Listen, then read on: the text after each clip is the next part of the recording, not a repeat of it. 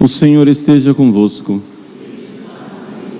Proclamação do Evangelho de Jesus Cristo segundo Marcos.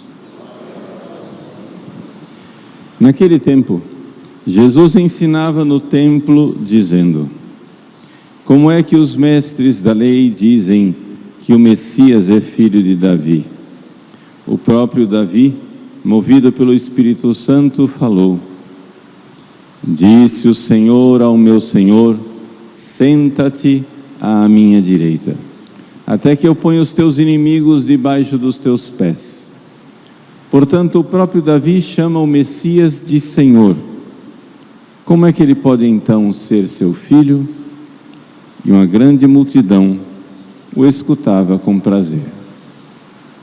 Palavra da salvação.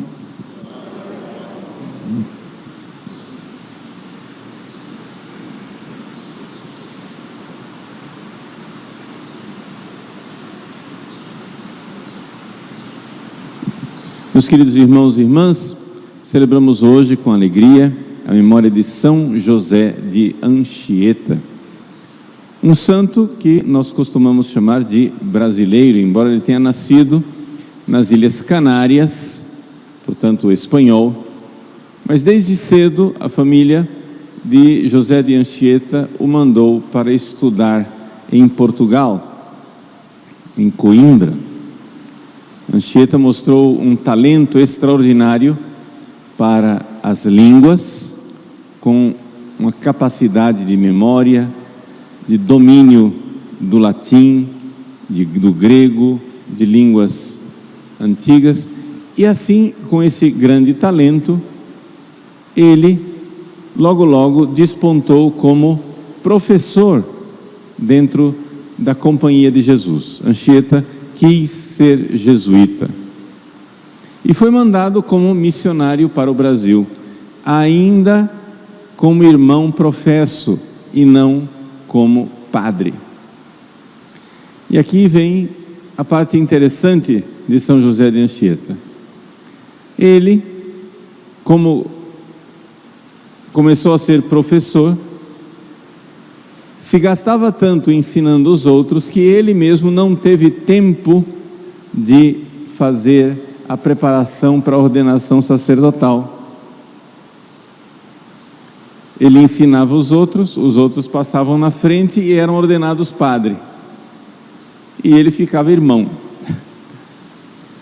Não é? Além do mais, São José de Anchieta tinha um grave problema na coluna, que fazia com que ele sofresse dores, e não somente tivesse essas dores, mas também uma deformidade mesmo na coluna. E assim foi passando o tempo, e o irmão José de Anchieta formava os outros jesuítas, os outros eram ordenados, e ele nada.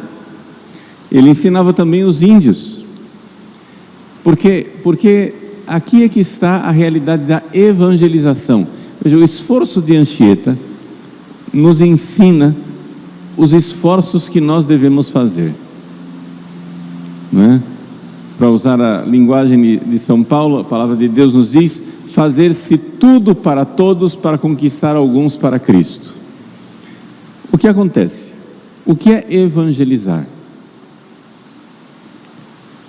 Não é possível, meus queridos, não é possível você ser verdadeiro cristão sem você fazer com que as pessoas entrem num processo de mudança de mentalidade, um processo cultural, vamos usar essa palavra. As pessoas têm que mudar as suas ideias. Por quê? Bom, só para encurtar a conversa, se Deus é amor, ninguém ama o que não conhece. Então eu preciso que as pessoas conheçam a Deus para poder amá-lo. Mas se as pessoas têm na cabeça um Deus falso, uma ideia de Deus que não é o Deus verdadeiro, que é que os índios aqui no Brasil tinham de ideia de Deus? Eles não tinham ideia de Deus verdadeiro. Eles tinham o culto às forças da natureza. Tinha o trovão lá, etc. Aquilo é uma força, então se adora o Deus Tupã. E assim por diante. A força das águas, a força da floresta. Essas coisas não são o Deus verdadeiro, são todas criaturas de Deus. Então era necessário mudar a mentalidade daqueles índios. Mas padre, eles já tinham a religião deles, e nós temos que respeitar a religião deles. Não é isso, você não está entendendo. Nós temos que amá-los, amar uma pessoa e tirá-la do erro. Vocês vejam, por exemplo, os costumes dos índios. Os índios mereciam e merecem todo o nosso respeito, mas os costumes deles não. Existem costumes que são destruidores dos próprios índios. Por exemplo, quando os portugueses aqui chegaram, as índias, com muita facilidade, trocavam e davam os seus filhos e as suas filhas aos portugueses em troca de quinquilharias. E os portugueses ficavam boquiabertos. Mas como? É seu filho? Sim. A senhora é a mãe? Sim. E a senhora está querendo trocar seu filho por um espelhinho? Sim. São José de Anchieta, por exemplo, fazendo a evangelização, se esforçava para quê? Para mudar a mentalidade desses índios, para ensinar os mandamentos de Deus, porque os índios faziam coisas tremendamente imorais, como por exemplo, matar os filhos. Não havia aborto, mas um filho indesejado era enterrado vivo.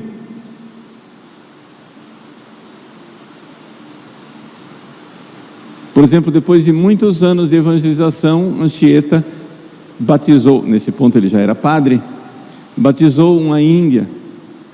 E essa índia então, no leito de morte, estava morrendo. São José de Anchieta, o padre José de Anchieta, fazendo de tudo para que ela morresse em estado de graça, atendeu a confissão dela, ela recebeu a extrema unção. Lá pelas tantas, quando ele viu que ela estava já para dar o seu último suspiro, perguntou: a senhora tem algum desejo, alguma coisa que eu podia fazer pela senhora nesse momento, antes de morrer? E ela, que já era evangelizada, já era católica, mas vejam a força da cultura, ela chegou e disse assim: o que eu queria mesmo era comer uma sopa de dedinhos de crianças, mas pelo jeito isso não agrada a Deus, então eu não quero.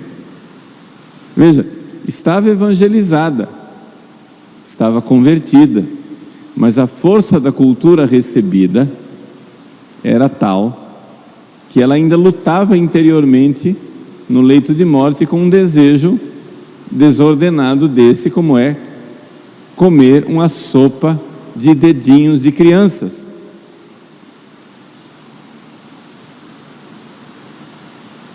Vejam, São José de Anchieta então se fez tudo para todos, aprendeu a língua dos índios, aprendeu a cultura deles. Ele foi o primeiro a fazer uma gramática da língua tupi.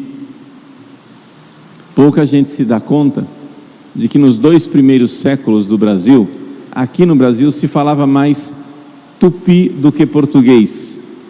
A língua do Brasil, a chamada língua geral, não era o português, era o tupi. E assim, os missionários, os jesuítas, precisavam aprender a língua geral, precisavam aprender o tupi, para poder evangelizar. Por quê? Para poder mudar a mentalidade. O exemplo de São José de Anchieta e dos missionários jesuítas nos mostra como nós devemos ser. Hoje, o povo brasileiro fala uma outra língua. Não fala a língua do cristianismo, fala a língua dos interesses pessoais, da mesquinharia, dos prazeres, do esquecimento de Deus, das preocupações mundanas. Essa é a língua que fala o povo brasileiro. Nós precisamos estudar essa gramática, estudar como é que acontece essa mentalidade, para mudá-la, para transformá-los em verdadeiros cristãos. Hoje, os brasileiros não querem comer sopa de dedinhos de crianças, mas querem fazer coisas abomináveis que ofendem a Deus de outra maneira. Não havia no tempo de Anchieta as drogas como hoje, não havia a indústria do sexo como hoje. Nós achamos que estamos num mundo moderno, em que não existe mais escravidão. No tempo de Anchieta havia escravidão. Não, nós não temos a instituição da escravidão reconhecida, mas no mundo atual existem pelo menos alguns milhões e milhões de escravos sexuais.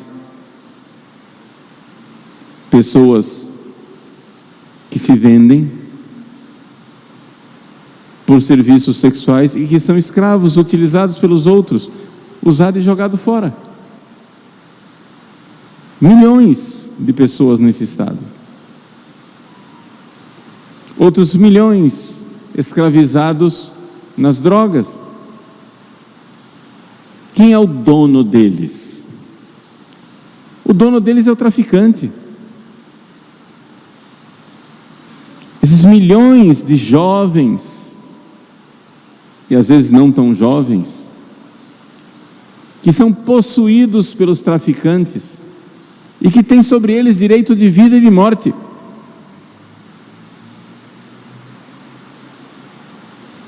Porque você não vê as correntes nos pés das pessoas, não quer dizer que elas sejam livres. Experimenta não pagar a conta da droga. Você não paga, tranquilamente o acerto de contas é feito e de repente uma família se vê ao redor de um caixão.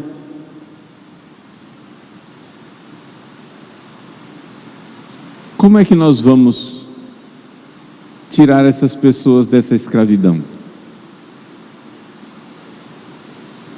Nós precisamos estudar a gramática.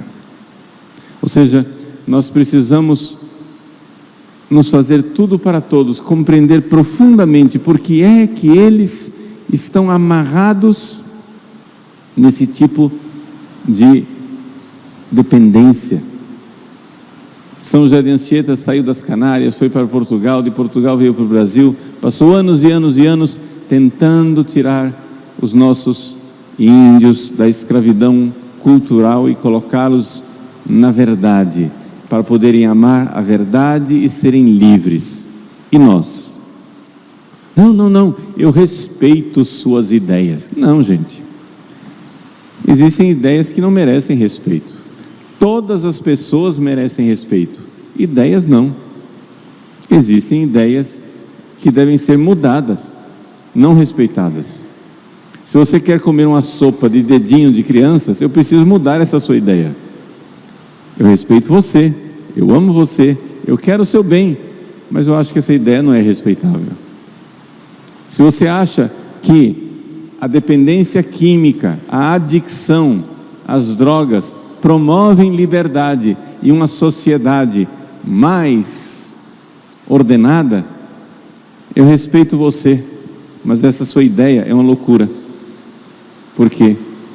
Porque uma sociedade composta de milhões de pessoas, dependentes químicos, incapazes de usar a inteligência para sair daquela opressão e escravidão. É uma sociedade muito triste. Nosso Senhor quer nos libertar. Os santos missionários como Anchieta levaram Cristo, levaram verdadeiramente uma mudança de mentalidade para aqueles índios. O Brasil, infelizmente, teve o seu processo de evangelização podado, tolhido, impedido. Quando a Companhia de Jesus foi, de repente, primeiro pela perseguição de Pombal, mas depois foi extinta pelo próprio Papa, de repente o Brasil perdeu, no século XVIII, os seus evangelizadores. O que aconteceu com o Brasil é que, nos primeiros séculos, nós éramos uma população pequenina, que estava sendo evangelizada pelos jesuítas. Foi descoberto ouro em Minas Gerais. A população do Brasil ficou 10 vezes maior. E os nossos evangelizadores foram retirados. Os jesuítas foram aprisionados e mandados embora. De repente você tem uma população 10 vezes maior, evangelizadores desaparecem, professores, escolas, e nós então fomos entregues a uma sociedade de uma religião sentimental. Vamos para a igreja porque tem que ir, vai à missa porque tem que ir, mas a verdadeira evangelização, a mudança de mentalidade que Anchieta e os primeiros jesuítas estavam fazendo, deixou de acontecer. E por isso nós temos um Brasil superficial. Por isso nós temos um Brasil que crê com o coração, mas não entende o que crê com a cabeça. Por isso é muito frágil. O Brasil é como a imagem de Nossa Senhora Aparecida, com a cabeça destacada do corpo. Deus precisa fazer um milagre, e Ele quer fazer um milagre de colar a cabeça de volta no corpo, de colar a cabeça de Nossa Senhora Aparecida de volta. Ou seja, você brasileiro precisa começar a entender com a sua inteligência aquilo que você crê com o seu coração, porque senão virá o inimigo, irá levar essa semente da palavra que foi plantada, mas que não brotou. O brasileiro, miseravelmente, a evangelização do Brasil ainda é aquele primeiro estágio do semeador, que passou pelo caminho a semear. Algumas sementes caíram na terra e os passarinhos levaram. As sementes que vão caindo na estrada do brasileiro são levadas por Satanás. O sujeito passa a vida vindo à igreja, olha como é devoto. Na hora da morte, o passarinho vem e leva embora. Se você não fizer essa semente brotar dentro de você, se você não mudar sua mentalidade, se você não adotar verdadeiramente